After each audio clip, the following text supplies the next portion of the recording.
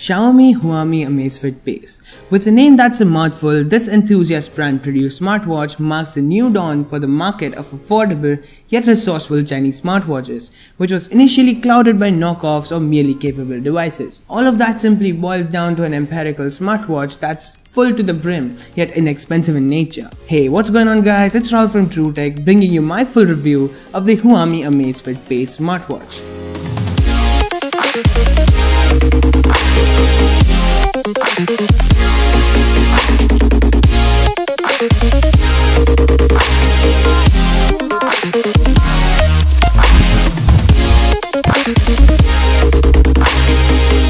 Let's start the review with the design. The most unconventional factor of this watch is the display, which sets it apart from other smartwatches in the market. Neither does the watch sport an OLED display with the finest viewing angles nor a normal LCD panel. Rather, what the watch brings to the table is a trans-reflective surface that doesn't require a backlit, at least in the day. Barring that, going a tad bit technical, let's cut out the specifications. The display is adequately sharp with a resolution of 300 by 300 pixels.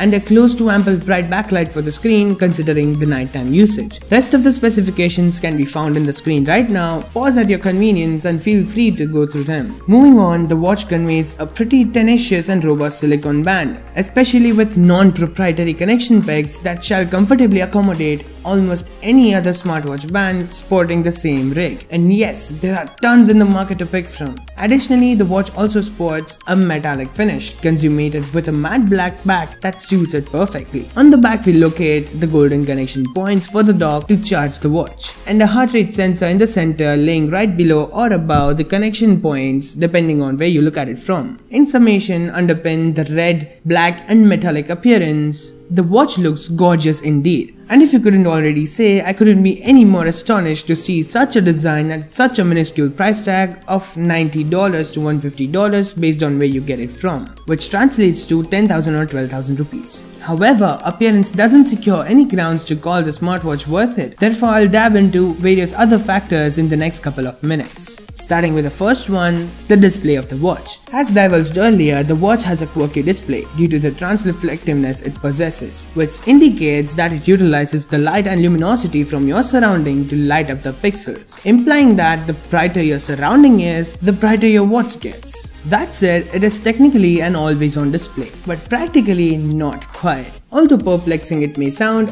it is as simple as pressing the only button on the watch to turn on the display and its touch sensitivity. I actually tend towards enjoying this implementation, however I clearly discern how displeasing that could be for someone else. While wanting to interact with a notification starting, stopping, pausing or resuming a workout, or basically attempting to interact with the watch in any manner except for learning the time, it gets super inconvenient and maddening. It's engrossing how a little extra step of just pressing a button before using the gadget could make it or break it for different people. Nevertheless, that's not the sitch for me. I've gotten used to pressing the button and well, that works out impressively for a person like me, since it helps me initiate my interaction with the watch, whereas without pressing it, I can rest assured about mistaken touches not occurring. Affluent as the display is, and affluent software to accompany is critical in order to engender great user experience. In my thorough test of the watch, the most peculiar chunk was the performance, and for the month and a half I've used it, the watch has taken a ton of software and hardware abuse.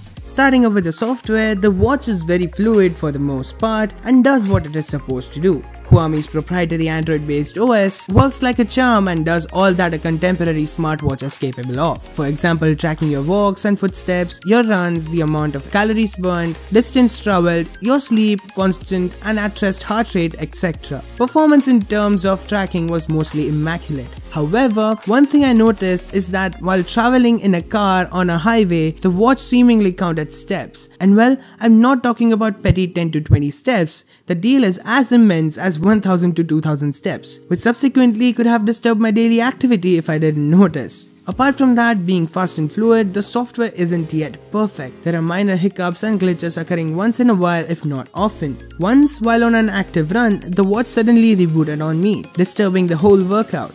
Nevertheless, somehow it managed to accumulate the data it recorded before dying on me. But in spite of that, it was an imbecilic annoying glitch. It's vital to bring up the fact that this only occurred once with me and is very rare to notice. Furthermore, the moment I booted the watch for the first time, I saw a firmware update, which implies the brand does roll out glitch fixes, but again they are very infrequent in my analysis. Well, as we have established frequency and infrequency, let's just say I'm more than just a super frequent user of the watch. I just keep pulling my hand up almost every minute to take a gander at the time. It's an hyperactive characteristic I possess. With that sort of a heavy use and more than 8 rounds of running, 20 rounds of walking and a few other activities along with sleep tracking, I would culminate that I have put the watch to a heavy use, which a normal user wouldn't generally do. And the battery life I got out of the watch was pretty decent. On an average, I put the watch to charge almost every 3rd or 4th day. On certain occasions though,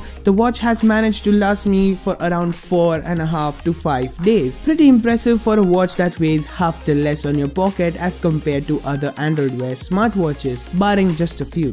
Lastly, I declare myself as a gadget abuser. Even though not wanting to, I managed to put my gear to abuse in some or the other manner, be it little bangs or massive faults. This watch though has stirred me, with all the wear and tear, sports in dirt and sand, bangs and bumps and just whatnot. This watch hasn't scored a single scratch on the display or the back. Not even a bump on the metal frame. This is quite exceptional in my eye because I haven't seen this happening with any other gadget. And yes, I'm not even influenced by the fact that the brand has sent me this watch completely gritties for a review. This is my personal opinion which I derived from my personal observation. So well, that's how I would like to culminate this review of a watch that comes in at a price of $90 to $150 or 7,000 to 12,000 rupees based on where you get it from. For the price, it almost competes with the grand ones out there, which is pretty amazing, and it's a yes from my side if you want to get this watch. And as usual, the links to buy the watch will be mentioned in the description box below. Also do check out the full review of the watch on TrueTech.net. That said, thanks for watching this video till the end. I really enjoyed your company and I hope you enjoyed mine too. And if you did, don't forget to leave a like on this video, a comment as well, and share it with your friends if you wish to. And if you haven't subscribed or turned on the notifications, do so right now, because if you don't, you're gonna miss out some amazing content which is planned for the future. Also, some secret giveaways might pop in which you surely don't wanna miss. So again, thanks for watching guys. See you in the next video.